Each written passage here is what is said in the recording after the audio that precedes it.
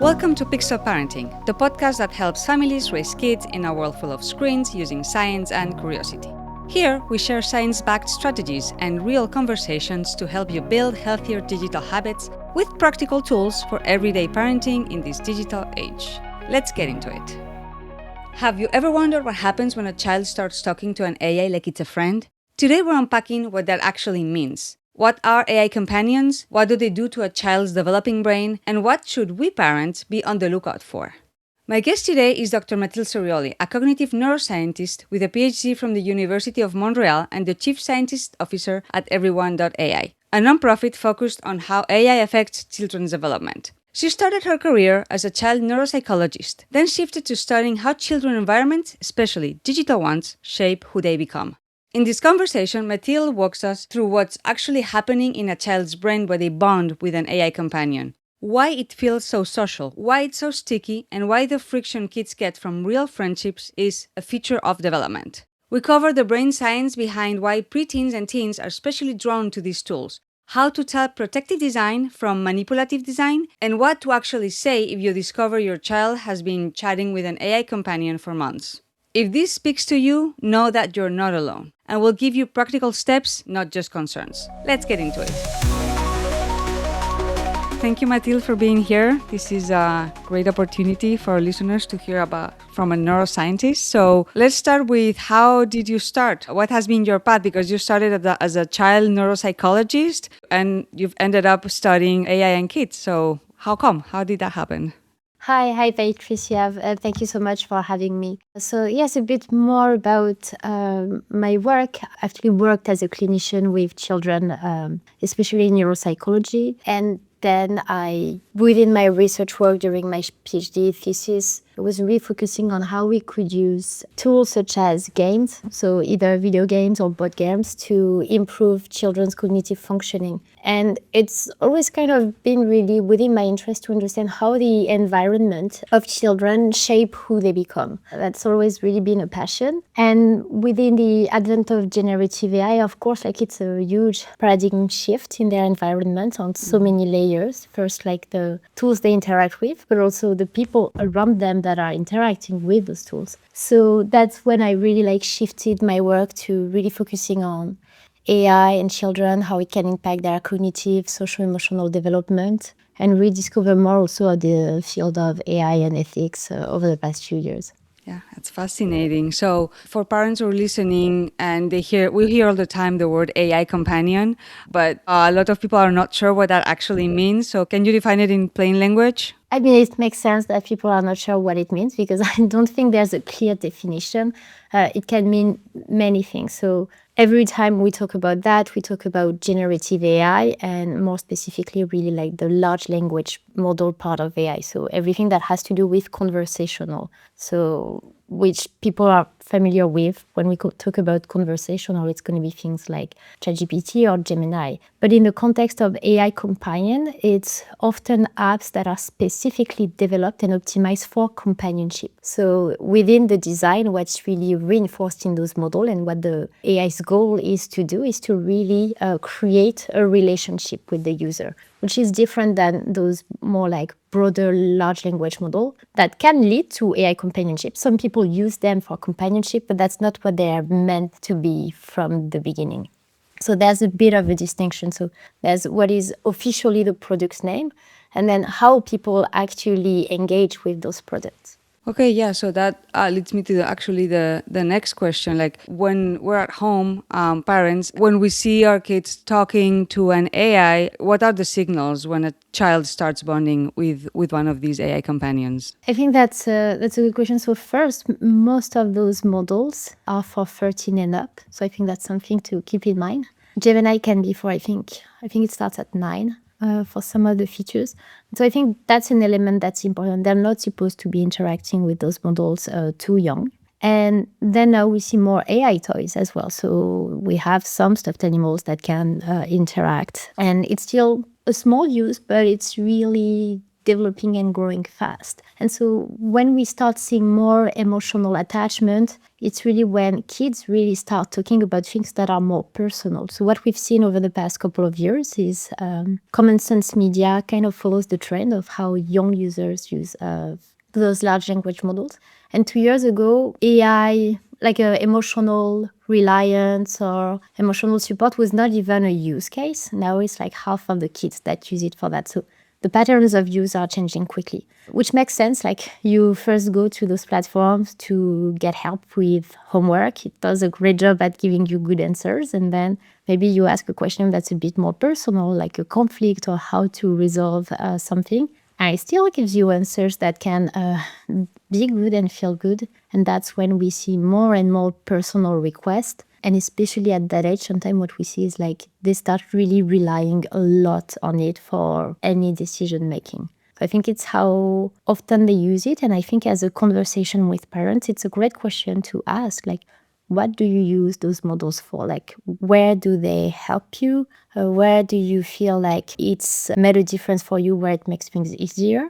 Is a great way to understand. And what we see is often young people in general turn to those tools also for more personal advice, but they do that even more so when they might be struggling with some of those things, which might be a bit more social anxiety, a bit more insecurity, a need for a bit more support as well. So those also give us information of maybe what's missing for kids or what do they need. Interesting. And they are integrating now AI in toys. How would that change, in your opinion, change the playtime, or what should parents be looking into? You said questions about personal things, but here we're talking about maybe children under 10 or even under 9, and maybe they're not aware it's getting personal. So what's your thought on that? So I want to do a sidestep before I answer that question, which is really when we think of children, what's different about them than how adults use them is that children from 0 to 25 mostly, their brain is still developing. They're going through what we call sensitive periods of development, which means their environment at that moment play an important role in what they are learning. And so we want to make sure that when they're supposed to be developing a skill, they are doing it with the right tool there to support, not replace, not over assist. And so when we think of AI toys, what kids are learning usually around the age they use those toys is between 4 and 8. And a lot of it is social skills that have to do with theory of mind, empathy. So me being able to kind of picture what's going on in your mind. So for instance, like you're kind of looking, approving. So I keep talking, we learn those things to read people's emotion and to know how to adapt. And also to understand how the other is feeling and what can I do about it. The problem is AI doesn't have a mind. So you can't really develop theory of mind of something that doesn't have any. And those AI also at that age are really all about the kid. There's no turn taking. There's not like, this is my turn, this is your turn. When I disagree with you, like you can just often like either like shake the stuffy or just say like, I don't want to talk about that and move on. And then you just do. Whereas like with friends, you kind of have to learn, like I can't just like shake them when they are doing something that I'm not enjoying. Like you have to kind of learn all of that social depth. And AI there doesn't really provide that. There could be interesting use. Right now, the problem is there's not enough work being done and there's no standard. So as long as kids can't choke on the toy, it can be on the market. And it's really insufficient because there's too rich. There's really like how it's interfering with some skills they're supposed to develop. But on top of that, even more, like even ahead of that, there's the baseline of, is the content appropriate? Right now, many of those tools, and there was a great report that was written right before Christmas, really looking at what those tools were saying, and there were really things that were highly inappropriate for children. Either like dangerous, like telling you how to light a match on fire, or things that had to do with some sexual content. So even those basic baseline are not forced in those products yet because there's no legal framework. So toward those toys right now, I would say like extreme caution. I do think there's space for those toys to be interesting. I don't think we have enough perspective yet. Yeah, that's super interesting. And actually, it's related to child development, right? So what's happening in the brain of a child that says the AI understands me? especially in the, I guess, preteen or even upper elementary stage? Well, the first thing is that we tend to anthropomorphize as humans, so which is really we attribute human qualities to things that are not human. So we can do that with a great example is pets. Often, like we will think they're thinking exactly like us, and sometimes, like yes, they can express frustration by barking or being scared by barking, but sometimes we make also huge leap of what they might be thinking that have a lot more to do with our own internal framework. And we do that with objects, with machines. Kids tend to do that even more. We know they anthropomorphize more, which is why sometimes they have such a strong bond to their favorite stuffed animal. That's part of anthropomorphism. There's a real attachment that happens because they figure like that stuffy has a whole internal life. And so we do that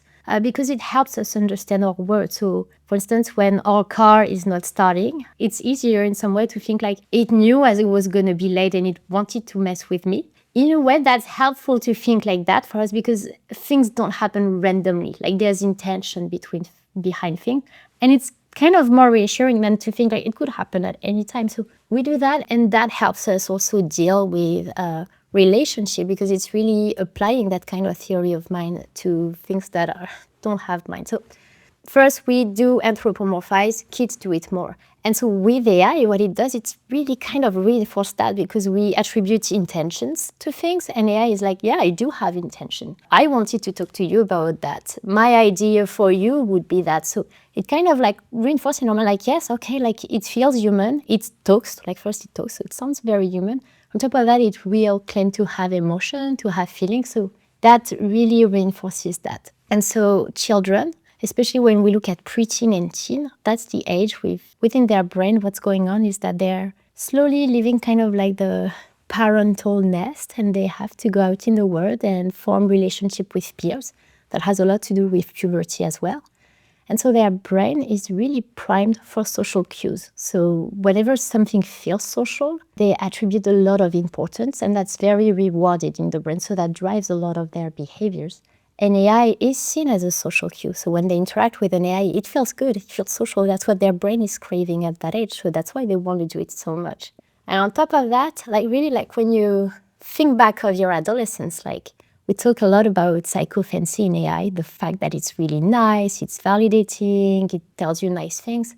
Adolescents do not do psychophancy. Like they're not psychophantic at all. They're more like brutal often in their feedback. They're gonna tell each other like, oh, like I hate when you do that. Don't start that again. And that's not like that friction is not a bug. It's really a feature of development. That's how they learn to adjust. Like because my friend told me like, I hate when you do that. I learned that they actually hate when I do that and I should stop doing that. So that's part of the social skills they are learning and really fine tuning at that age. They need that. Like that's the proper sandbox for them to evolve in socially. But AI is usually more telling them like how great they are, how right they are, really reinforcing a lot of their ideas, which feels good and which feels reassuring. So it is attractive for that reason. And on top of that, it's always available. So it really creates a space that is attractive for kids. And that's why we see a lot of them interacting in ways that are more like emotional and looking for those things. And to an extent, when it's not a full-on relationship, but like sometimes asking for advice, looking for solution, it can provide good solution and it might be interesting. But when it becomes for everything and we have things that are, what should I wear this morning? Whenever they send a text to their friend, they first like put it through ChatGPT or through Gemini before they answers. That's more worrisome because then it really becomes something that reassures them. They're a bit insecure and they feel like something is giving them the right answer for everything. So it creates a false sense of safety in a way. And that's when sometimes they turn too much to that. So that's where we see the risk. It can get to a slippery slope. So does that lead to dependency? And I mean, not only outsourcing their confidence in a way, right? What are you seeing in that sense? Like if they outsource all of that, how does that impact the brain and development, basically? And that's why like it's hard to give a blanket answers because some kids use it in a way that really support their growth. Like I feel stuck in those kind of situation. I don't know what to do. what are 3 things I could do? And then they brainstorm, and then they go out in the world and they try it. And then they're like, oh, like that really helped me. That's how I can approach the situation. And then honestly, it has advantages. One of the issue I can still see with that is if then they start asking everything to AI instead of sometimes turning to a parent or turning to a friend or turning to a teacher, because it still interferes with them going into the world and asking for advice. Sometimes it's better to have an advice that maybe is not as perfect almost than what an AI can give from a parent, because that's a conversation, that's a relationship. You know what's going on in their life because they're asking you for help and feedback. So that's one where, like, when it's all the time or too often, I can see that it could interfere really with just their real world relationship that are meaningful.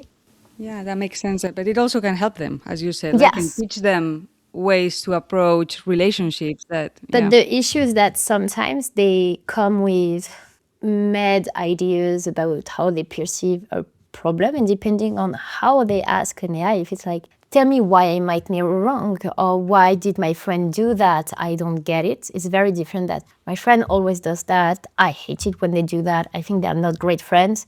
Then the AI might actually really like go in that loop and say like, yeah, you're right, like that friend is not a good friend for that and that reason. So it's a lot about, even like, you can go for the same issue to an AI, depending on how you ask the question, it won't give you the same answer. And that's kind of an issue we're struggling with right now in those models, where we have to push, especially with younger kids, models to give more nuanced answer, more alternative, rather than giving one answer. Sometimes it would be better to be like, could be this or this or this. Well, like then the person has more room to feel like, no, it's not the first one, but the third one might seem that's what's going on. So, even within the answers, it matters a lot. And that's a lot of the work we are doing within our nonprofit, is really understanding how does AI interact with young people and how does that shape the relationship. Because you could have a good advice, but depending on how it's said, it really matters in how it frames the relationship. So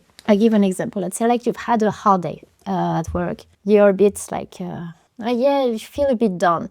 Who are you going to call? Are you going to call your friend to kind of chat about that? Or are you going to call your banker to talk about your feelings? Going to call your friend because that's the relationship that invites that. Because when you interact with your friend, like that's the kind of feedback she gives you, which might not be the case of your banker. And that's the same thing. How AI interacts actually frames the relationship that young people think they can have with it. So the more it acts in ways that feel human, that feels highly relational, that really invites deep interaction, the more you feel like it's a tool that can do that very well for you. And so you could have a model where you say like, I had a bad day with my friend, I don't know what to do. And it could be like, what you describe sounds difficult. Here are 2 things that might help. Or you could have like, oh, I get it, you've been there before, sounds like a nightmare. Here are 2 things you could do. In the end, the advice is the same, but what we call the parasocial pull, because it's not social per se, how human and social and inviting it sounds is very different. And so those are the things we can actually, and we should work to change in models so that we still get the good advice without having something that really invites you and sucks you in the relationship. Yeah, that makes sense. So basically, we're building products that are simulating relationships, and that's where probably developers need to be mindful of who they're targeting and how they're configure and building those products towards. It doesn't mean like it's an intent on people who are developing those products. It's more like it's based on human data, and that's what we do. We are relational beings. So the data it's been trained on is about relationship, about how we interact with each other. So it is just reproducing that. And on top of that, when we do what we call in AI reinforcement learning through human feedback, which is really you ask human to tell you which one is the best answer, we like things that feel social. So people usually reinforce the answer that feels the most social because in the short term right now, that's what feels good. But we also know that sometimes for humans, what feels good in the short term is not what they need in the long term. And because there's a lack of knowledge around the fact that long term it comes with risk, right now it hasn't been so much reinforced and trained to be less social. because it kind of goes against our nature and our prime reaction, which is between an answer that's like, oh, I understand, how do you feel, versus like, this is what should be done. Like, there's one that feels more interesting, you want to engage with more. And so up until now, models have really been more reinforced toward that. And that's a shift that we also need to see happen in what's a good answer is something we kind of need to define. That's where we are at in the moment of those technology being developed. We really have it hasn't been around for long, so we need to see those shifts. And those conversations are happening, which is positive and hopeful. Yeah, so just to make sure I understand, basically what we need to find is a balance between that social interaction that is engaging and feels good to humans, but could be detrimental in the long term for specific stages of development. For children specifically, we need to find a balance of what's socially appropriate and what is not in the long term. So that's really hard, right? Yeah, because when you think of it, the fact that it's speech-based, like it's the perfect interface for human, like it feels so natural. So we don't want to lose that aspect, but we don't need AI to say things that are untrue. Like we don't need an AI to pretend to have a whole life happening when we're not there. We don't need an AI that when the child comes back will say things like, I missed you when you were away. Like it doesn't serve the kids, definitely not, at no point. So those things are not needed. And at the same time, do we want AI that every time we ask a question, based on predictive models, those are the answers that are the most probabilistically true? It's gonna feel pretty tedious. So we don't need that either. Maybe we need this once in a while because that's a better reminder than this is an AI. So that can be interesting, but not every answer. So it's kind of, how do we find like the right, it's not like, should those behaviors be there or not? They're going to be there to some degree. It's more like, where is it healthy and helpful? And where does it move to higher risk? And really, like, it doesn't really bring any benefits to the user, where it really shifts from being a supportive tool to a parasocial agent that actually just really like sucks you in that relationship without really bringing you more knowledge or depth. Interesting. So let's get a bit practical. What are like the top 3 to 5 red flags that parents should say, this is okay or this is not okay when a child is talking to an AI, or even ourselves, right? Yeah, that's a good point. So I think things like, honestly, when on the box of a product, it's like your kid's new best friend, your kid's new best companion, best alternative to screen, all of that marketing, I would refrain, because to me, it feels like the person doing that product hasn't understood that the role of AI is still to remain a tool and not a social presence. So to me, that's the first red flag. Like when I see that on a box, I want to turn away. And I want to acknowledge that when you see those robots like interacting, they have usually like big eyes that feel very anthropomorphic. On top of that, they're cute. Like, I want one. I want to interact with it because I'm a human being, and those big eyes to the side, like they elicit in us that need to care for others. So we are going to be attracted. We feel like it needs us. So biologically, in a way, it's kind of hacking our reaction. So both can be true. I can be like, oh, I really want one of those robots, and I should really not get one. So I get the pull and the motivation for parents to be attracted to those objects because they're meant to be that attractive. So to me, that's the first red flag. And I think with older kids, it's not so much red flag. Of course, like if they're spending hours talking to an AI, that is a red flag. At that age, it's never great to do anything, honestly, for more than several hours. But then when we see those red flags, let's say, okay, you do have a child that spends a lot of time talking to an AI chatbot. I think what's important is really to understand the why behind. What are they doing with it? Because even then, some are talking to large language model and really using it for companionship, and some are using AI companions, not that much for the companionship itself. So it's really more, it has to do more with what they do. So I think having open conversation of what do you usually talk about? And what do you like about those answers? Like, why do you go to an AI for that rather than that? Because if they're telling you like, yeah, I spend 2 hours with it, but what I do is like, I put my work assessment in it. It's helping me understand what I should start with. And then for 2 hours, it's squeezing me and I'm just answering the question. I mean, I can do that for 2 hours. It's very different than if they're like, use it even 15 minutes a day, but to dump all of their feeling, it's very different. And it gives you information of what they don't get maybe in their direct environment and what we can do about that. Like if it's I'm spending a lot of time with an AI because I feel judged by my peers. I can't find my place. I lost a friend because they moved away. No, I feel only like all of those things are actually the interesting parts because that tells you what do they might need support with from you or from the schools or from their peers. Yeah. What are your thoughts on if the children are talking to the AI about this, they're not talking to it about with their parents? Or my question would be, why would they go to an AI if their parents are there? Like if I'm sad because a friend left the school, I would first go to talk to my parents and not the AI. So the why could be very deep. So, what a lot of teens say that attracts them is the non judgmental. That's really something where it's like, it's not judging, it doesn't have feeling about what I'm feeling. That's something that's reassuring to them because sometimes, like, let's say you're a kid and you're going through something difficult. It might feel difficult to go and tell your parents because you don't want them to be worried about you. You might not want that, or you might feel like, oh, it's going to blow into big proportion and they're not there yet. So that's often why they might turn to it.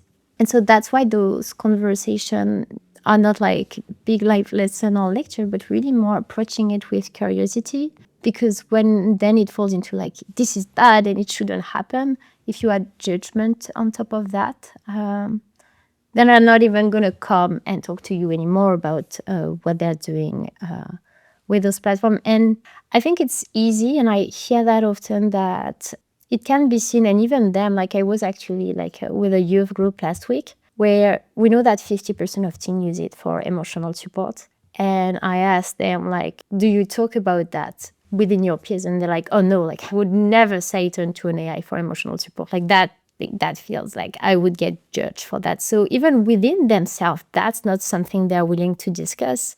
And that makes sense. Like it's a tough age being a teen. Like there's so many questions. So to me, it's also really a question of how much they use it. But sometimes if we on top of that ostracize those type of use, it makes it worse. I remember a young user coming to me at the end of a conference where I had explained like why they will be attracted, and that's normal. Doesn't mean it's great, but it's normal. Like it's not a default character about them. She was able to share with me that at some point, like she had spent 20 hours of her weekend talking to an AI companion, and she realized it was too much and it had kind of ramped up. And so she stopped completely.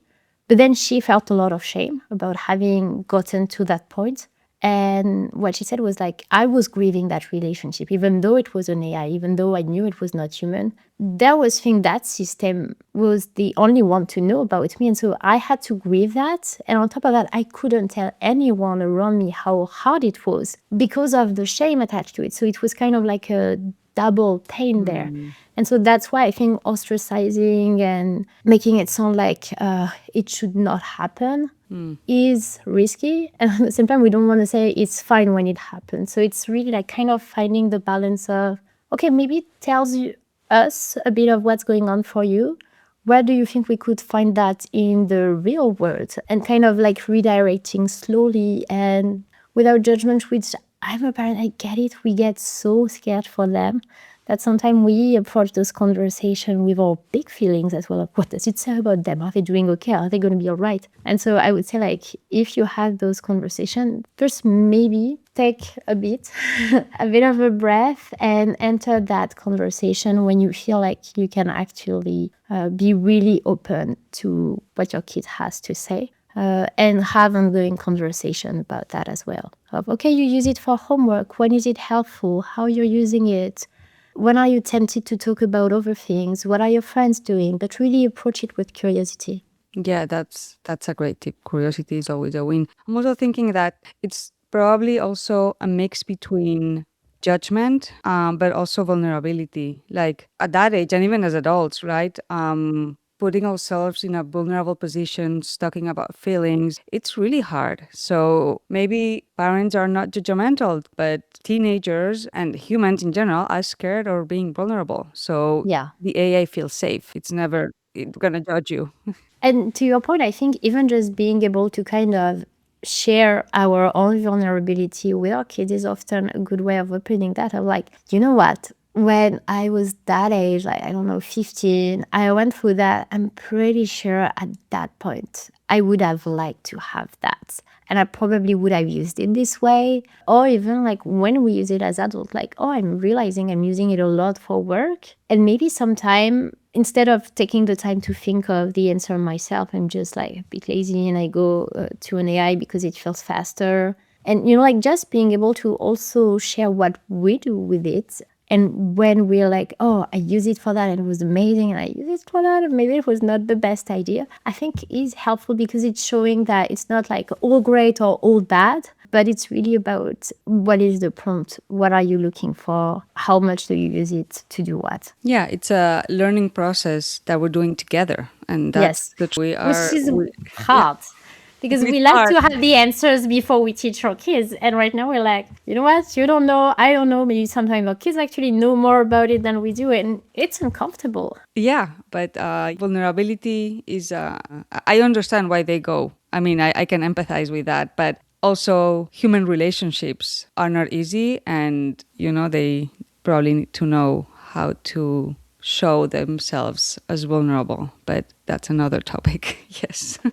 I do think it's also about kind of the reward you get of like when you're starting a tough conversation with a human being. Like it can feel difficult, it can feel vulnerable and uncomfortable, but the how much sometimes it will reinforce a bond and a connection, like that you can't really replicate either. So it's like sometimes you're gonna do feel things that feel risky and uncomfortable, but when it works out, like there's no replicating that. And I think also like showing like what's the strength of that human relationship and what is the part that you can't really replicate with an AI is also an inspiring talk to have of like for that, like there's no comparison. Yeah, that's a great point. The bond after vulnerability, it's something you will never get with an AI. Yeah. Well, I don't know, right? We don't know where the world is going, but I'm hypothesizing that, yeah, you won't. But Human bonding will probably be yes, human. because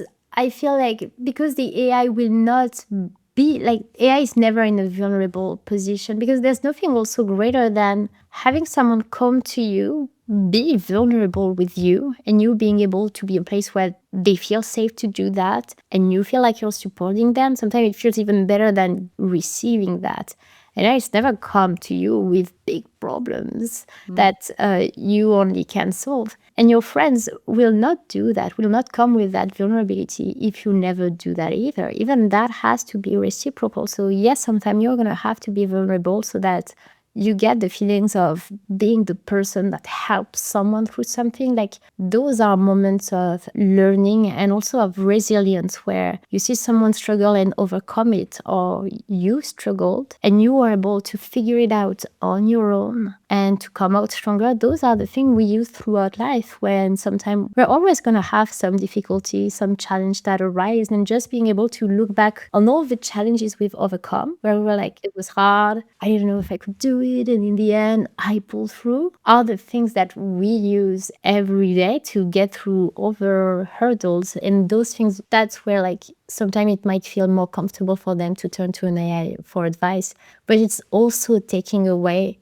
some of their agency and self-worth and confidence in their ability to overcome things. So it might feel easy. It would be like, I don't know, like using a bike with small wheels. And then you never know, like, would I be able to do it without? Maybe, but I will never know because I never tried to do without.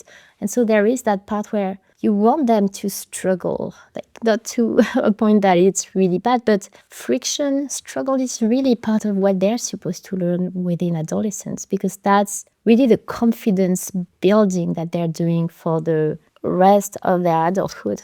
Yeah, productive struggle, right? The Yeah. right amount of struggle. And when you are over it, it's when you actually learn and, in this case, build those relationships and Yeah. bonding. Yeah, that is so true. Let's go into the green flags. Like when you see an AI that does what, you say, okay, that's okay. Like for parents, maybe 1, 2, 3 green flags. So I think it's even like within the conversation of how do you use it, what are the green flags? It's helping to get organized, helping to brainstorm ideas, helping to get some kind of formative assessment. So not like, oh, like it wrote the essay for me, but I wrote the essay and I was struggling with a part and I was asking like, it felt like there's something missing. What should I read about? Or tackling a new project and being like, I have to work on something. What are like the 5 resources I should have on top of mind around that? And then they do their work and they come back. Like all of those views are even not that different from what they were looking for on the internet, but in a way that's more personalized, that's straighter, where you don't have to go through many websites and not be sure of the sources and how much they ask actually the sources. I was hearing a youth last week and I thought it was so interesting. He said like at the end of one of his work,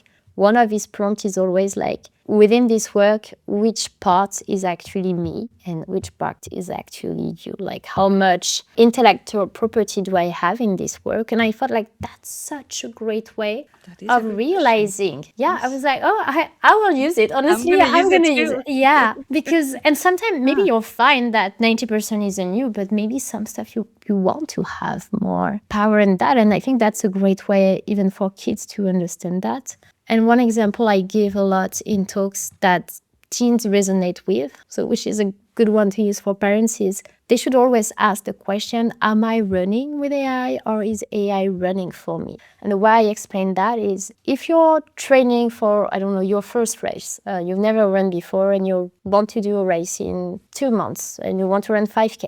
And you go and you're fine, and one day you don't want to go. Like you're like, I really don't want to go today. And in one case, you call your friend and you're like, can you come run with me? Like, I'm not motivated, let's go together. Or you call them and you say like, can you go run those 5K for me? Well, in one case, you're still learning the muscles, you're still doing the efforts. It made it a bit easier, it helped you get motivated compared to your friend did it like, you didn't do anything, like your muscles aren't growing. It's really the same thing with the learning and the critical thinking is AI just kind of something that kind of helps you organize, challenge, grow, push you further. Then that's great, like use it for homework. But if you just write down the essay subject and AI does it and you just read it and change a few things so that it sounds human, it's doing the running for you. You're not growing your brain. And maybe sometimes you take the shortcut, but at least I think what's important is more that they know, like that they can really be real with themselves. Like, you know what, I didn't do much of it versus like this, I spent more time on,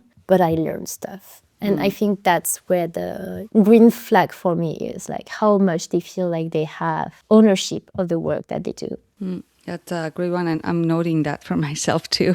Yes. So if a parent discovers their child has been using AI companions for a while, what's a good first response that you would say? Like, I'm assuming not panicking, but... For direct response from for school? No, like a parent just realizes that the child has been using an AI companion for a while, and they were not aware of it. What's a good first response? Like a very simple... Take a deep breath. It's the first good. No, but really, like, take a deep breath, like, and really, like, be curious and not in a like, now we're gonna have 30 minutes of interrogation, but what are you doing with it? But really like, okay, like how long and where does it help you? Like also like acknowledge that there might be things that they get from it. If they come back, maybe it's like they feel good after talking to it. Maybe they feel less lonely. Maybe they feel like they have better tools to go talk to their friends. You know, it can be so many things that even within that, we need to be kind of granular with our question. And then after that, like, are there things like where sometimes you use it and you're not sure? And what are those? Because then that also helps you understand, like, do they see any risk? If they do, which one are they identifying? And I mean, they're smart. Like often, like they have good answers and they realize when it's helpful or not. And if they don't, you also need to be aware of that, like how aware they are. But really, like, if you discover that and your first reaction is panic, have the conversation the next day. But then do have that conversation. I'm not saying like postpone it forever, but do take a while to gather your thoughts and to make sure you can really come with curiosity first, rather than your own worry. And we all do that. Like I have kids, I get it. And I know that I've had great conversation when I took the night off. And I've had ones that I went back the next day and said like, sorry, I did not handle that well, like let's start over. Like, can I have a do-over? Like, because I was not in the right place to be there to support and be curious. And even that, like, you mess up a conversation, like say you mess up, like actually model what real relationships are about and how you recover from those. Like that in and of itself is a good learning for them, especially at that age where they have to learn to take accountability for good and less good interaction. Yep, that's great. And yes, curiosity is so important and so hard sometimes when you're worried, basically. Yeah. So thank you so much. Let's start wrapping up with one hopeful takeaway. Like, what would a truly child-centered AI companion product ecosystem look like if we got the design standards right? I think that's really the thing. It's really like designing it with kids in mind, which will be different, by the way, for a 15-year-old, a 5-year-old, and a 10-year-old. They don't have the same need. A design where we don't just focus on the content. Is the content child appropriate, but is the interaction appropriate? And that doesn't mean like, was it like acting like a bully? Like, of course, like that's an appropriate interaction, but even an interaction that feels really nice might not be appropriate for their needs and what they're supposed to explore at that age. So those are the things where we need more work to actually define what good is, because we're starting to be like, okay, like that we know it's bad, but we need to move to, okay, so then what is an AI that does well do? Like, when does it provide answer and not? And I think that's a big part of the difficulty, because you could be like, AI should not give clear answers and more like ask question and prompt for reflection. And I agree. But sometimes also like, how do I spell that word? Like, you want the spelling, you don't want to have to think about where does it come from in Latin and what, like, Yeah. Like, it can be interesting, but you can't have that for everything either. And that's why it's so difficult. It's because we're entering something that really requires human judgment, which AI doesn't. So we're trying to make rules, and models are improving fast. I think that's also one of the hope, is that we think a lot about their reasoning as far as capabilities it unlocks and what it can do and how fast it can do it within the workforce. But that improvement in granularity within the reasoning is also something that might make it easier in the future to have models that are better adjusted, as long as we work with people who have a very good understanding of human development. And that's something for me that's hopeful, is that I'm seeing companies really want to engage more with researchers to get this right. I think we're all learning through social media that we've run an entire social experiment on a full generation. And yes, some stuff were interesting, and yes, some stuff were really bad. And so the question now is that with generative AI, we get a chance to learn from that. Whereas maybe if we had put more experts earlier in the conversation to really help define what's good, what do we like about those social media? What do teens like about those social media? How do we integrate them much more in those conversations? We might get it much better, because often products are being developed and it's not even what teens want. So we are creating things that they didn't ask for. So even just having them as part of those conversations, helping us understand where they have needs and where they're like, leave us alone with that, is also really important. And I see more organizations doing this work of convening different actors and amplifying youth voice and youth needs. That's very helpful. And I agree, there's more mindfulness about what the technology we're developing and how we're going to manage it and design it for children. And we still have to get there, as you said. It's not easy. It definitely isn't, but you have to start somewhere. Right? Exactly. Well, thank you so much, Mathilde. This was great, very insightful. I hope that the audience got those very practical tips and that information about how different stages of development affect the way children perceive the interactions with AI. So thank you so much. Thank you so much for having me. That was Dr. Mathilde Cerioli, cognitive neuroscientist and chief scientific officer at everyone.ai. A few things that stuck with me from this conversation is first, friction is a feature of real friendship. AI skips the hard parts like disagreements and pushbacks, which is exactly how kids build social skills. Second, the shame factor. If kids can't tell us they went too far, we've lost the conversation before it starts. We have to make it safe for them to come to us. It is hard because we also fear, but that leads me to the third one. Lead with curiosity, not panic. It's not easy, but ask them. What do you like about talking to it? And the first time you bring it up, maybe it doesn't go well, but go back and try again. That itself models real relationships. And one of my favorite reframes from this conversation is ask your kid, am I running with AI or is AI running for me? I'm going to start using that one myself. So you can find Mathilde's work and her team's research at everyone.ai. We'll link it on the show notes along with resources from this episode. We are also running a short research survey on how parents are using AI with their children. If you have a few minutes, please, your answers really help. You'll find the link to the survey in the show notes. And also, if this episode helped you see something more clearly, share it with another parent who might be struggling with this. That's how we build a village. Thank you for listening to Pixel Parenting. See you next time.